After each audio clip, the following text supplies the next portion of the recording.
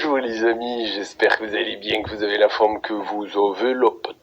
Très heureux de vous retrouver pour ce journal Bitcoin de ce dimanche 12 octobre 2025. Et j'ai envie de vous dire, bonne journée, regarde-moi ça, cette nuit, carnage complet.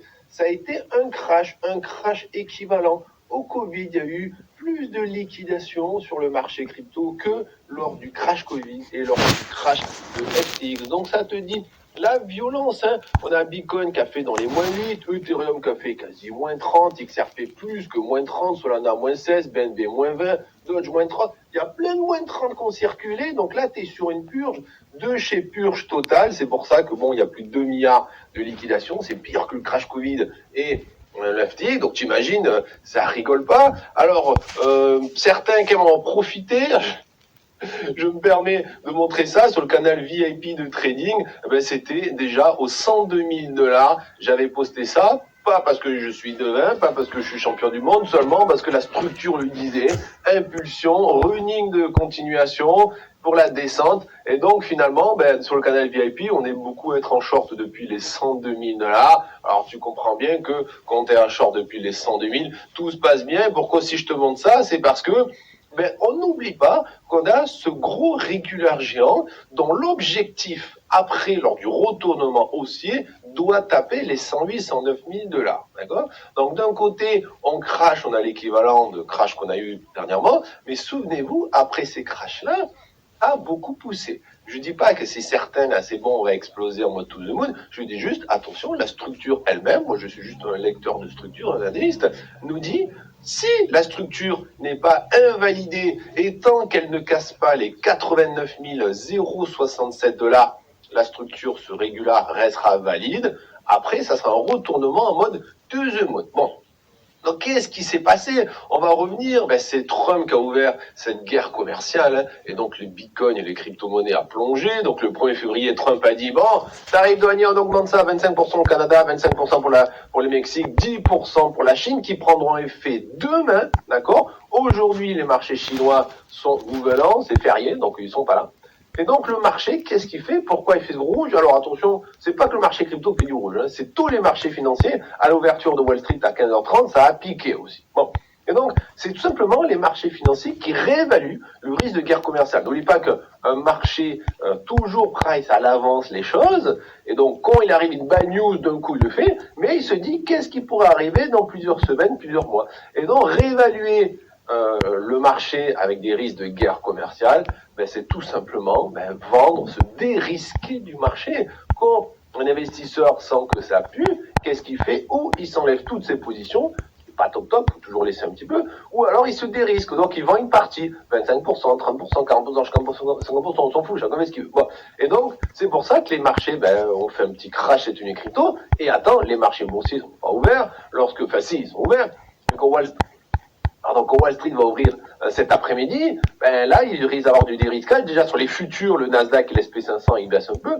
Donc là, on prévoit que, les futurs en tout cas, prévoient qu'à l'ouverture des marchés en début d'après-midi, les Américains risquent d'être assez vendeurs. Donc les cryptos, attention. Bon.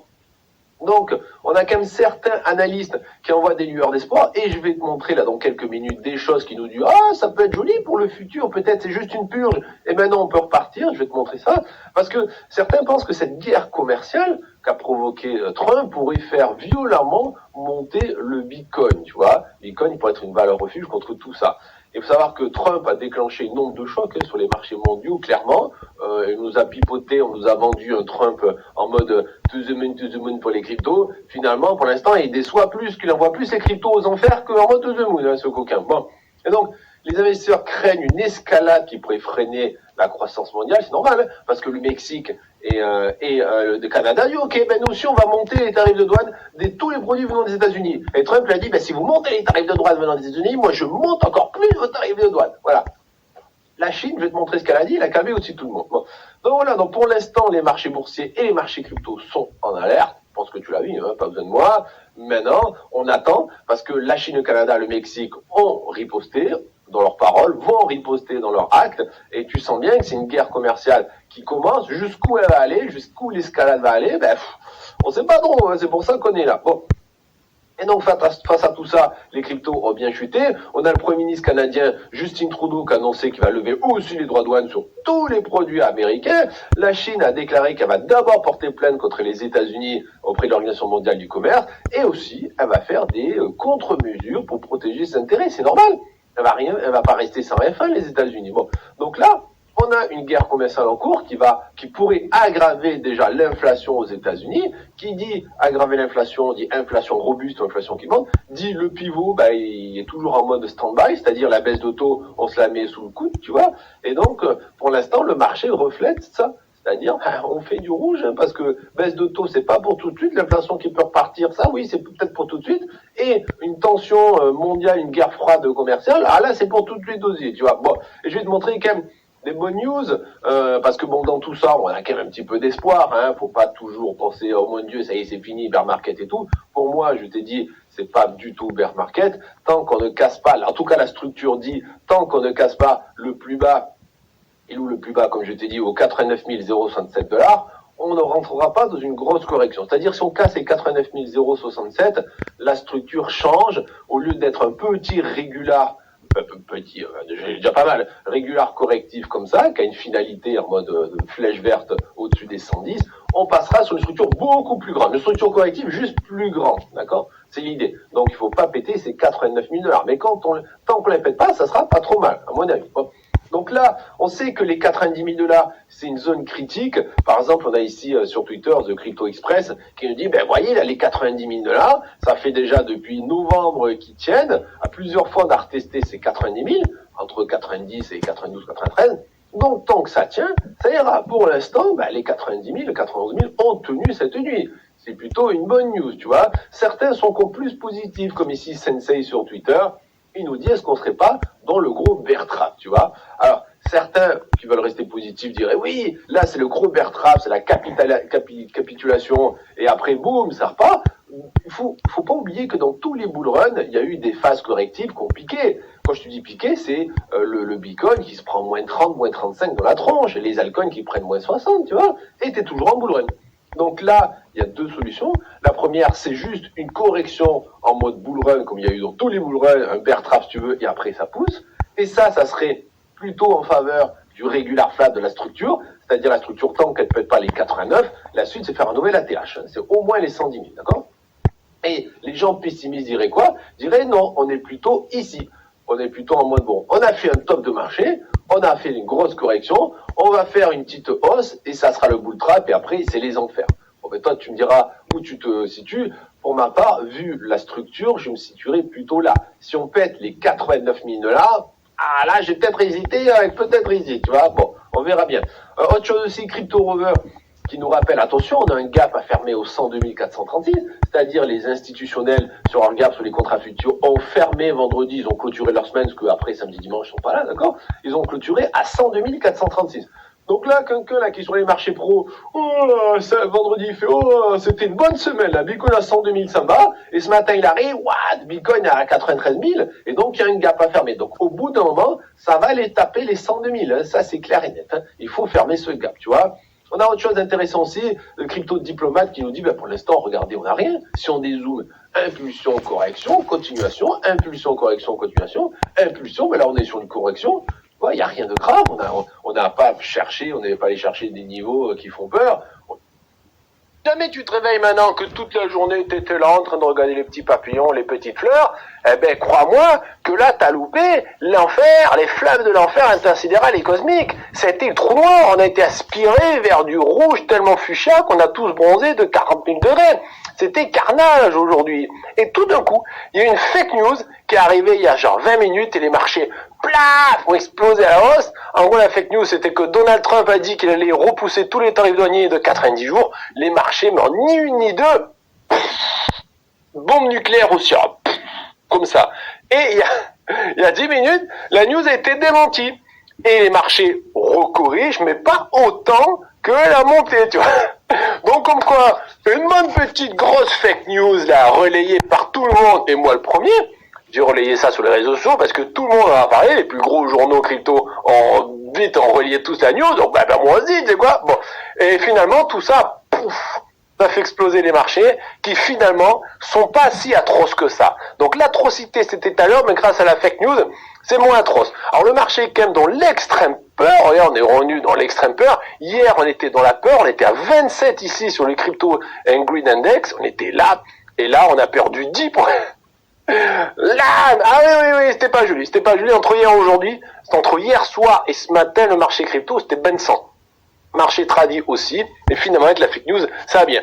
Donc Bitcoin aujourd'hui, à 72, je dis, qu'est-ce qui se passe là? Attendez, je vais des flammes de partout, et les flammes ont toutes disparu là. Bon, donc ça à peu près. Les altcoins, tu vois que t'as un peu de vert, oh, c'est un petit peu mitigé, mais c'est pas le carnage qu'il y avait tout à l'heure, parce qu'on a pris cher. Regarde-moi la bougie sur Total 3 des altcoins, c'est carnage parti.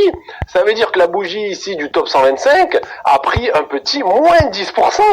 Moins de 10% a été ravalé. Je rigole pas, regarde-moi ça. C'est-à-dire que là, il y a une heure, 2 heures à la louche, hein, on était à moins de 10% sur l'ensemble des altcoins du top 125. Et ça veut dire que certains étaient à moins 20, d'autres qui étaient à moins 5, tu vois. C'est l'idée. Et là, en l'espace de 30 minutes, allez, 1 heure, et je compte large, on a fait un plus 10%. Grâce à la fake news. Et donc là, une fake news a été démentie, mais finalement, les investisseurs, ils font, va vendre quoi, les camarades, elle m'a fait plein de revends comme ça en pleine langue que je connais pas, et puis bon, ils revendent pas. Si t'as racheté à cause de la fake news, tu vas pas revendre derrière, au bout d'un moment, bon ben voilà. Donc, c'est assez marrant, et donc c'est plutôt fake news, mais genre voilà, on est content.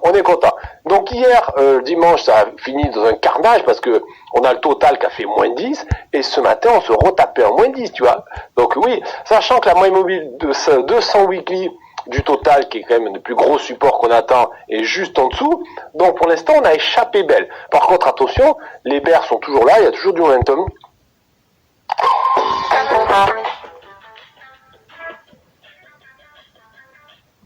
Les bears sont toujours là, il y a toujours du momentum. Il n'y a pas de divergence haussière pour l'instant, il n'y a rien. Non, il n'y a pas de divergence. Donc là, est-ce qu'on va faire un petit tour sur la zone de survente? Est-ce qu'on peut encore faire un peu de rouge? Pourquoi pas? Est-ce qu'on peut chercher la 200 weekly? Pourquoi pas? Bon, donc il y a quand même des bonnes news dans tout ça, c'est que ça y est, la structure a été validée. Rappelez-vous, cette structure, je crois que j'en parle tous les jours depuis je ne sais pas combien de semaines, parce que voilà, parce que simplement la structure, on a eu la A, on a eu la B, on a eu la C. Maintenant, la question que tu as envie de me poser, là, qui te démange les lèvres, là, hein, et de me poser, c'est de dire, Foufi, t'es plutôt pain au chocolat ou chocolatine? Non, c'est pas ces questions-là. Foufi, est-ce que ça y est, la vague, le regular flat, il est fini, la vague c'est fini, et on repart to the moon maintenant? Alors déjà, t'as bien compris que lorsqu'on valide un regular flat, ben après il y a une hausse, ça part. Est-ce que ça, c'est le départ de la hausse? Ben on n'est pas sûr encore. Il faut un vrai setup, il faudrait un setup. Là, c'est la fake news qui a fait tout pomper. Si jamais on commence à avoir un petit canal baissier qui se fait comme ça et que ça pousse, là oui c'est bon. C'est la validation du régular et c'est parti mon kiki pour aller en haut. Maintenant attention, on pourrait se retourner et peut-être que la vague là n'est pas finie. Hein. On peut revenir chercher les plus bas et chercher la 200 wiki. Donc là c'est trop tôt parce qu'aujourd'hui c'est la journée un peu de fou, tu vois. Donc il se passe des choses vraiment, une volatilité mais de nucléaire sur les marchés. Est-ce que on peut valider maintenant le régular et partir à mode c'est parti to the moon? Ça reste possible, mais c'est pas dit, ça peut revenir encore taper. Donc faut faire attention. Alors, celui qui nous donne des petites infos bien croustillantes là qu'on aime, c'est notre petit Bitcoin d'amour au 78 000. Alors notre petit Bitcoin d'amour, il est quand même allé chercher ce matin les 74 400 $. C'est-à-dire hier, il a clôturé sa semaine, enfin le dimanche, un petit moins 6% pour clôturer le petit dimanche. Et ce matin, il a refait un petit moins 5, tu vois. Bon. Et là, la fake news a fait que, boum, la bougie est entièrement ravalée. Et là, on démentit la fake news et finalement, je vais pas revendre. Ah, j'ai racheté, je vais pas revendre. Ils ont raison. Donc, bon. Et donc, tant mieux. Merci la fake news. Alors, merci à ceux qui ont bien diffusé la fake news. Mais attention, ceux qui ont diffusé la fake news, c'est pas des petits pimpins comme moi. Ça vient de en haut de l'entourage de Donald Trump. Hein, ça vient de très très haut, d'accord. Bon. Bref. Qu'est-ce qu'on voit de beau? On voit que le prix du Bitcoin, quand on prend de là à de là, il descend. Quand on prend de là à de là, avec ici un petit géranium, il monte. Et donc, qu'est-ce que c'est? C'est une divergence haussière daily. Et ça, c'est beau. Ça veut pas dire que le bottom, il est là, c'est bon, on a bottomé, maintenant c'est parti tout le monde. Ça veut pas dire ça. Ça veut dire que le bottom, il va bientôt se créer. Ou il est déjà là, ou dans pas longtemps, il peut se faire. En tout cas, ça aide des divergences haussière daily. Pour l'instant, les bears ont toujours momentum, fait attention. On fait aussi attention que le Bitcoin est toujours à l'extérieur des bandes inférieures, de sa bande inférieure Bollinger au 78 972. Donc rien nous dit que Bitcoin d'amour, il va pas demain après-demain dans la semaine retester le bas de la neige 74 000. N'oubliez pas, les grosses méchouilles sont très souvent retestées. Donc un Bitcoin qui revient tatouiller les 74 000, ça reste très possible. Ok. Maintenant, on a la moyenne mobile 50 weekly, qu'un puissant support qui est au 76 769, qui pourrait aussi bien retenir le prix. Il a retenu le prix là, il pourrait retenir le prix là aussi, tu vois. Bon, donc finalement, tout ça pour dire que dans cet éclatage tout ce par terre, eh ben on a un peu de la lumière de Satoshi Nakamoto qui vient sur nous. Et c'est beau. Voilà. Alors, au niveau de la structure, ça y est, on a validé enfin la structure. Et rappelez-vous, on parlait hier, qu'est-ce qu'on disait hier? Je disais, Fofi, dis-moi un scénario. Ben, je me suis mouillé pour un scénario, mais bon, l'argent.